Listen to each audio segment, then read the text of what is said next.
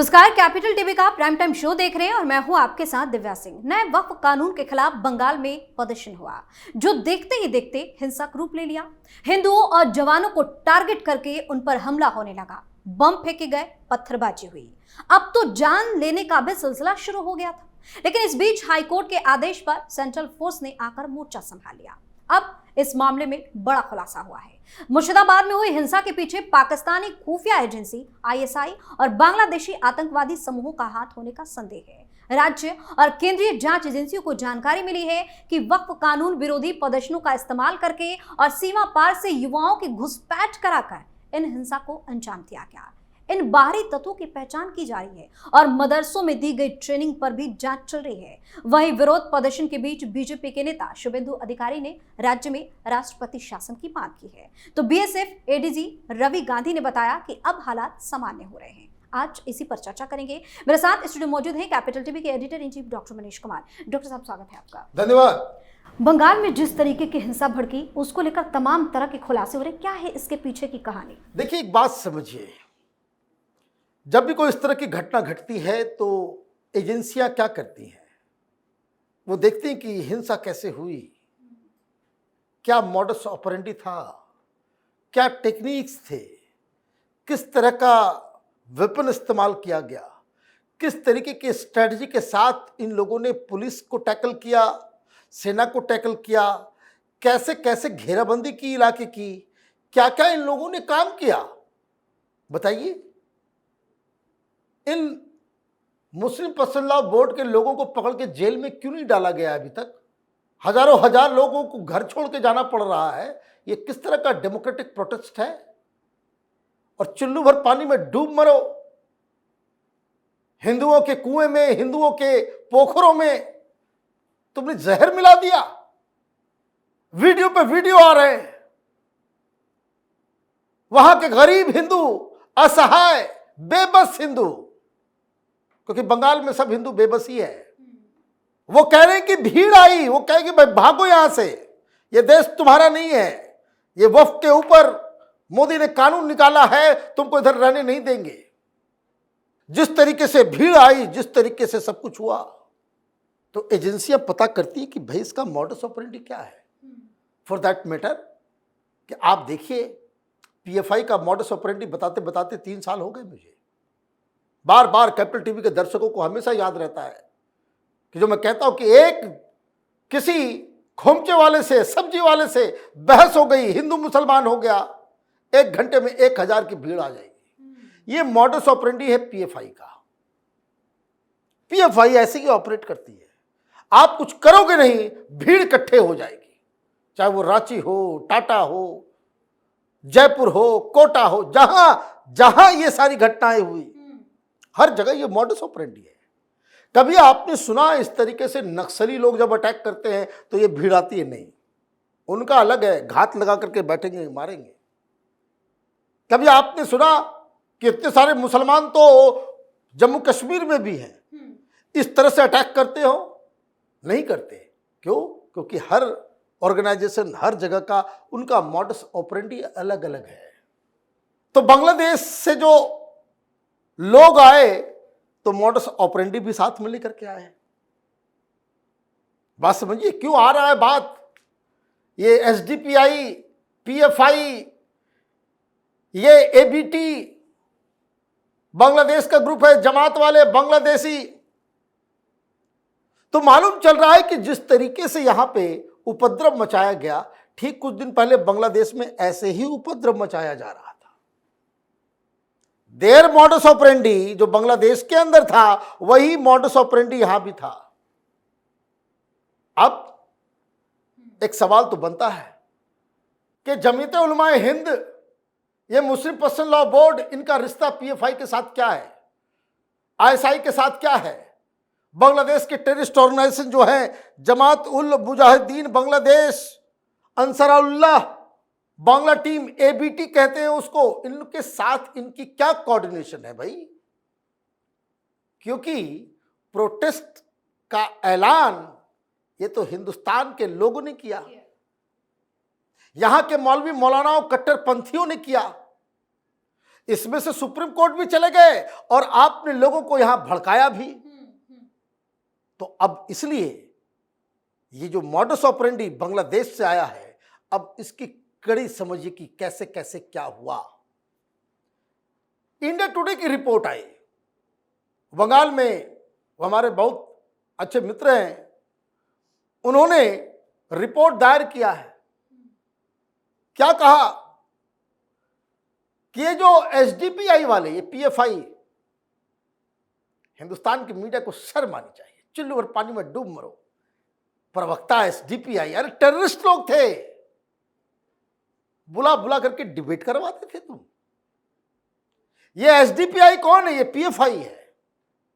इसके लोगों ने 10 साल से 20 साल के बीच के लोगों को टारगेट किया और इन्होंने ही जगह जगह जाकर के मोबिलाइज किया कि तुम्हारी मस्जिदें, तुम्हारी जमीन, तुमको देश से बाहर निकाल दिया जाएगा, ब्ला ब्ला ब्ला।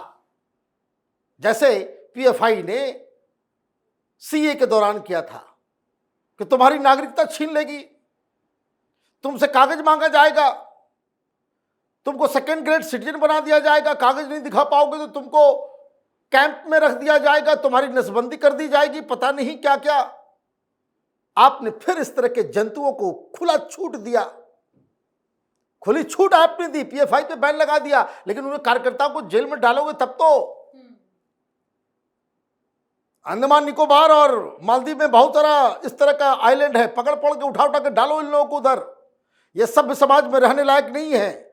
जो लोग इस तरह की गंदगी करें कि पीने के पानी में, कुओं में, पोखर में आप जहर मिला दें, वो सभ्य समाज में रहने लायक नहीं है। उठा उठा के पकड़ पकड़ के डालिए कहीं अंडमान निकोबार के आइलैंड में इन लोगों को। ये सब गंदगी है समाज के। वोट बैंक की खातिर आप लोगों ने तमाशा बना रखा है इस देश का।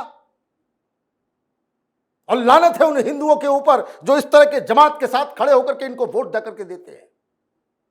देश रहेगा, सब कुछ बचेगा। ये देश को तोड़ने की साजिश है। कहां से आ गए भाई? बांग्लादेश के लोग क्यों आ रहे हैं? ये ममता बनर्जी की पुलिस भी कह रही है कि बांग्लादेश से लोग आए। तो बांग्लादेश से लोग आए तो उसकी छाती छलनी क्यों नहीं कर देते?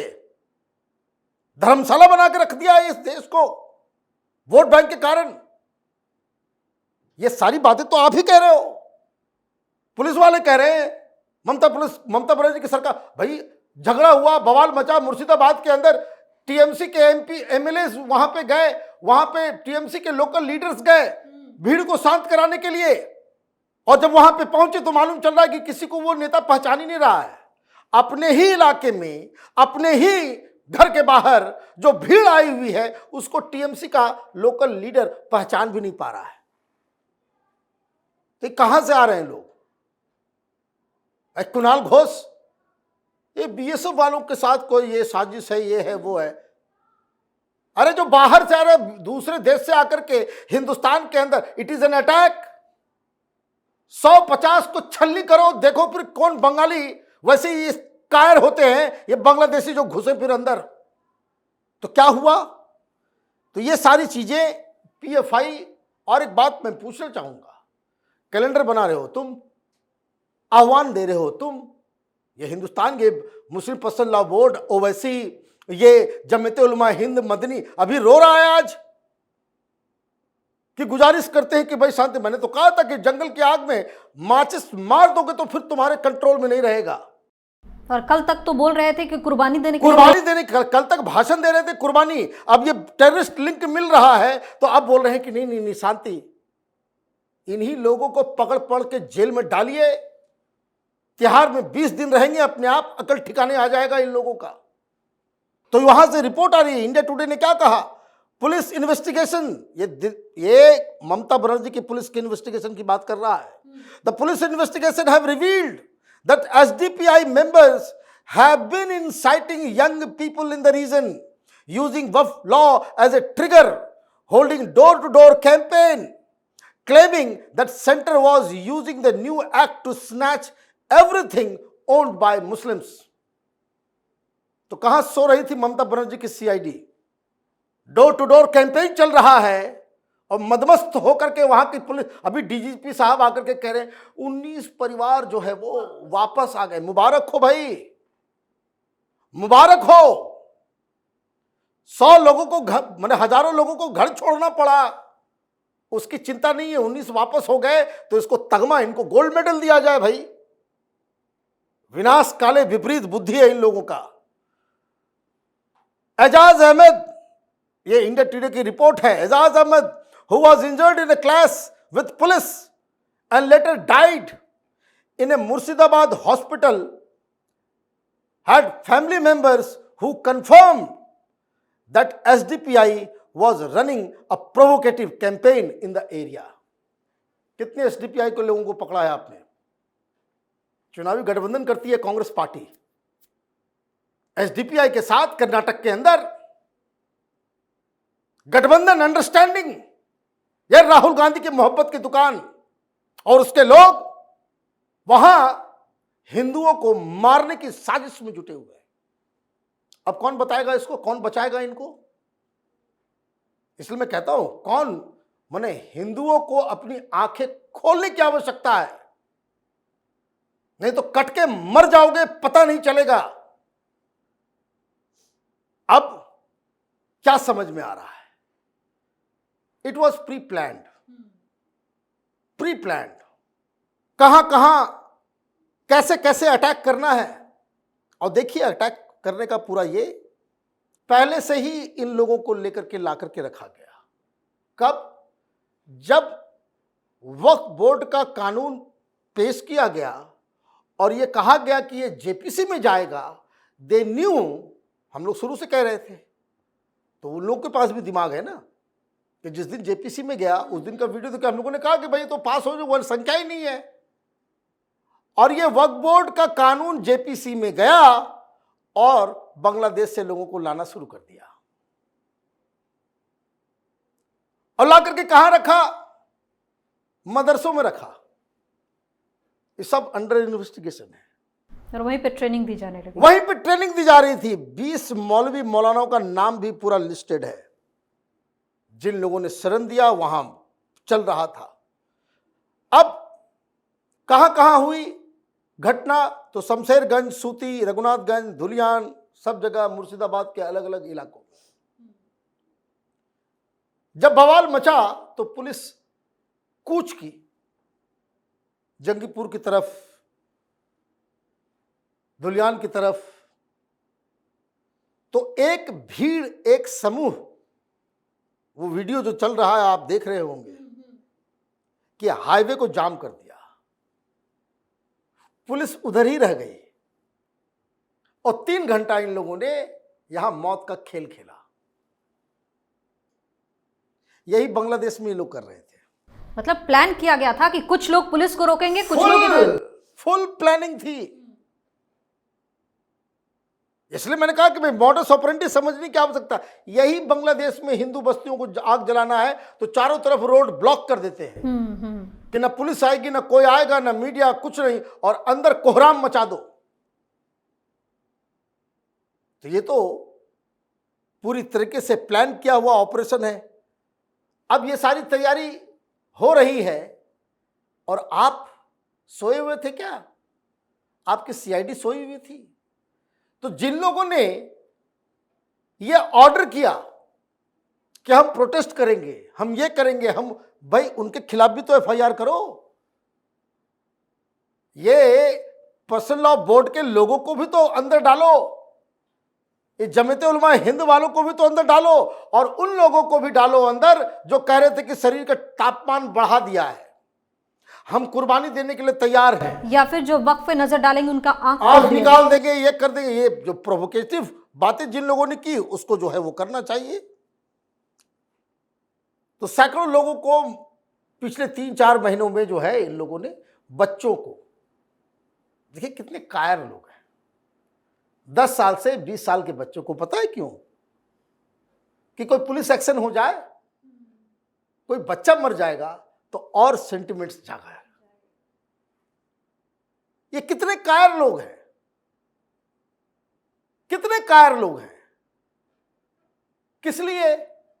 तो ये होता क्या है आप ये समझिए, ये सारी चीजें हो रही है, पुलिस की एक और थ्योरी चलती है कि कोई भी घटना दुर्घटना हो रहा है, कोई क्राइम हुआ है, उसका अल्टीमेट बेनिफिशियरी कौन है? तो पहले पुलिस उसको ही उठाती है कि कोई मर्डर हुआ, उस मर्डर से किसको सबसे ज्यादा फायदा होगा। भाई बहुत सारे सीरियल आप देखते हो, फिल्म देखते हो, सीरीज आती है कि मालूम चलता है कि घर की बेटी ने ही पिता की मौत करवा दी, मर्डर करवा दी। क्यों? क्योंकि सारा धन जो है उसके पास। तो उसका अल्टीमेट बेनिफिशियरी कौन है इस हिंसा का, इस पूरे विवाद का? तो अल्टीमेट बेनिफिशियरी मेरी नजर में तो ये मुस्लिम पर्सनल लॉ बोर्ड के लोग हैं जो कब्जा करके बैठे हुए हैं, भूमाफिया। ये वक्फ बोर्ड के लोग हैं जो कब्जा करके बैठे हुए हैं। ये ओवैसी जो 3,000 करोड़ की संपत्ति के ऊपर बैठा हुआ है, ये मदनी है, ये जमात उलमाए हिंद के लोग हैं, ये मौलवी मौलाना जो लोग अलग अलग जगहों पे अलग अलग संपत्तियों के ऊपर कब्जा करके बैठे, यही तो बेनिफिशियरी है। तो उनको तो पकड़ना चाहिए। ये लोग सूती के पास हिंदुस्तान अंदर घुसे और अलग अलग मस्जिदों में इनको जो है बिठाया गया। 20 और हिंसा फैलाने के लिए इन लोगों ने कहां कहां चुना था? फरक्का, शमशेरगंज, धुलियान, लाल गोला इलाके में। और जिस तरह से बंगाल में बांग्लादेश में अटैक किया, तो ये रघुनाथपुर में, जंगीपुर अनुमंडल में पड़ता है, ये रघुनाथपुर में जो हिंसा हुई है वो टिपिकल बांग्लादेश के मॉडस ऑपरेंडी से ये मैच खाता है। तो एक रिपोर्ट आ रही है बीएसएफ को, सीआरपीएफ को भी अमित शाह ने कहा है कि भाई रिपोर्ट भेजो। भारतीय जनता पार्टी कह रही है कि भाई यहाँ पे अब जो है कम से कम 4 डिस्ट्रिक्ट, जहाँ जहाँ जो अफेक्टेड डिस्ट्रिक्ट्स है वहाँ पे आस्था लगा दो, ताकि जो है रूल, जो वहाँ पे लॉ एंड ऑर्डर का जो सिचुएशन है वो आर्मी के पास आ जाए, बीएसएफ के पास आ जाए, केंद्रीय फोर्सेस के पास आ जाए। अभी 8 बीएसएफ की टुकड़ियाँ और 9 सीआरपीएफ की टुकड़ियाँ वहाँ पे लगाई गई हैं। पूरा का पूरा ब्रिगेड लगा दो। देश बचाना है तो उस इलाके को बचाना है, सुरक्षित करना है और देश के संविधान को वहाँ पे लागू करवाना है, तो ये काम तो करना ही पड़ेगा। तो एक रिपोर्ट सौंपी है बीएसएफ डिटेक्टिव डिपार्टमेंट ने, और उन्होंने क्या कंक्लूड किया है? कंक्लूड किया है कि इस हिंसा में जमातुल मुजाहिदीन बांग्लादेश, जेएमवी, एसडीपीआई, पीएफआई और अंसारुल्लाह बांग्ला टीम एबीटी, ये लोग शामिल हैं। और इस तरह का जो इंटेलिजेंस रिपोर्ट इन लोगों ने पहले ही दे रखी थी। अब बात समझिए, स्टेट गवर्नमेंट के पास ऑलरेडी इस तरह के इनपुट्स थे। This is what they are saying कि जो हमने इनपुट दिया कि ऐसी ऐसी संभावना, ऐसी ऐसी चीजें हो सकती है, उससे सारा कुछ डिटेल मैच खा रहा है। मतलब पीपल न्यू, और उसके बाद भी इसे होने दिया गया। किस चीज के लिए? वोट बैंक पॉलिटिक्स के लिए, कि मुसलमानों का वोट ये फुरफुरा शरीफ न उठा ले जाए, मुसलमानों का वोट कम्युनिस्ट न लेके चले जाए, ये मुसलमानों का वोट कांग्रेस पार्टी न लेके चली जाए। ममता बनर्जी, भाई बीजेपी को मुस्लिम वोट नहीं चाहिए। ये मुसलमानों को तुष्टिकरण करने का मेन मकसद आप समझिए। वहां बीजेपी वर्सेस टीएमसी नहीं है मुस्लिम वोट में। मुस्लिम वोट के लिए लड़ाई वहां पे कांग्रेस, कम्युनिस्ट, ये फुरफुरा शरीफ वाला और तृणमूल कांग्रेस के बीच है। लड़े ये लोग और मरेगा हिंदू। हिंदू इसलिए मर रहा है क्योंकि बाकी के हिंदू जो बैठे हुए हैं उस सेक्युलरिज्म का अफीम चाट के, जिनको अपने अस्तित्व की चिंता नहीं है। मैं बार बार कहता हूं कि बंगाल की आधी समस्या जो है इस तरह की, जो हिंदुओं की जान के ऊपर बन करके आई है, ये बंगाल का ये जो बीफ ईटिंग हिंदू भद्रलोक है उसकी वजह से। मैं साफ साफ, I don't miss my word, ये बीफ ईटिंग बंगालीज हिंदू वो रिस्पॉन्सिबल नहीं है इन सब चीज के लिए। ये तमाशा कर रहे हैं ये लोग। तो ये सारी चीजें हुई है। अब बीजेपी की तरफ से बार बार ये मांग किया जा रहा है। यहां मीटिंग चल रही है, कहां? दिल्ली के अंदर में क्या किया जाए, how long will they wait? इस तरह की घटना बार बार होती चली जा रही है। दुर्गा पूजा होता है, वहां पे हनुमान जयंती पे यात्रा निकलती है, सरस्वती पूजा होता है, रामनवमी के दिन पूजा हो, कुछ भी होता है, हिंदू टारगेट पे आ जाते हैं, उनको भागना पड़ता है। और इन सब चीज से विकराल स्थिति पैदा हुई थी जब इलेक्शन के बाद। और मैं आपको एक बात और बता दूं कि जो गांव से लोग जो भाग रहे हैं वो कोई बीजेपी के लोग नहीं है, उसमें टीएमसी का भी वोटर है, उसमें कांग्रेस का भी वोटर है। ये जो हजारों हजार परिवार भाग रहे हैं, व्हाट डू यू थिंक कि सब बीजेपी को वोट करते हैं? उस इलाके में तो बीजेपी जीतती भी नहीं है। वो टीएमसी के भी वोटर है, वो कम्युनिस्टों के भी वोटर है, कांग्रेस के भी वोटर है। और पता नहीं फुरफुरा शरीफ वाले को तो कोई देता नहीं होगा हिंदू। तो वो आपकी पार्टी को देख करके छोड़ा नहीं, आपको इसलिए भगाया, आपके कुएं में, आपके पोखर में, आपके घरों में इसलिए जहर डाला क्योंकि तुम हिंदू हो। ये पॉइंट मिस नहीं करने का। ये जो सेक्युलरिज्म का अफीम चाट करके व्हाट्सएप पे बकवास करने वाले जो हिंदू हैं, उनको ये समझ में नहीं आएगा कि इस तरह की भीड़, उपद्रवी भीड़ आएगी तो फिर तुमको भी नहीं छोड़ेगी। जो कर्नाटक में हुआ था, कांग्रेस का एक लोकल लीडर, पार्षद था, काउंसलर था, उसको निपटा दिया यही पीएफआई, यही मुस्लिम भीड़ ने। राहुल गांधी बचाने आए हैं, तब नहीं दिखाया गया हाथ। तो ये मुझे लग रहा है कि it is now flowing over our head. ये पानी जो है सर के ऊपर से चला गया।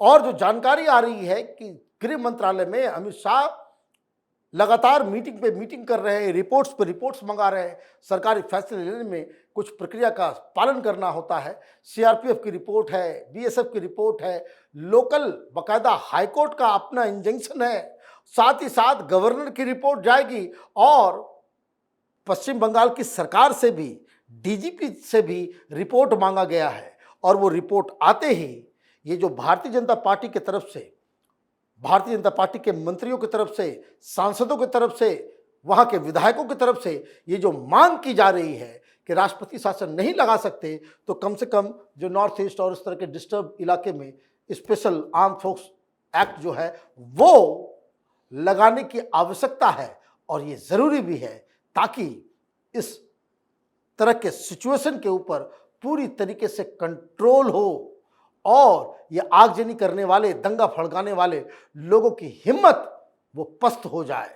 तो मुझे लग रहा है कि बहुत जल्द अमित शाह कोई बड़ा फैसला लेने वाले हैं। बहुत बहुत धन्यवाद तमाम जानकारी के लिए। धन्यवाद। तो मुर्शिदाबाद में हुई हिंसा को लेकर कई बड़े खुलासे हो रहे हैं। कहा जा रहा है कि इसको लेकर खुफिया एजेंसियों के हाथ अहम सुराग लग गए हैं, जिसके बाद जांच और तेज कर दी गई है। बड़े एक्शन की तैयारी चल रही है। इसके साथ ही साजिश रचने वाले कट्टरपंथियों की छटपटाहट भी बढ़ गई है, क्योंकि अब इनका बच पाना मुश्किल लग रहा है। इतना ही नहीं, मामले में आगे और कई धमाकेदार खुलासे होने की संभावना है। इस शो में फिलहाल के लिए इतना ही। आप अपनी राय हमें कमेंट करके जरूर बताएं और देखते रहिए कैपिटल टीवी। धन्यवाद।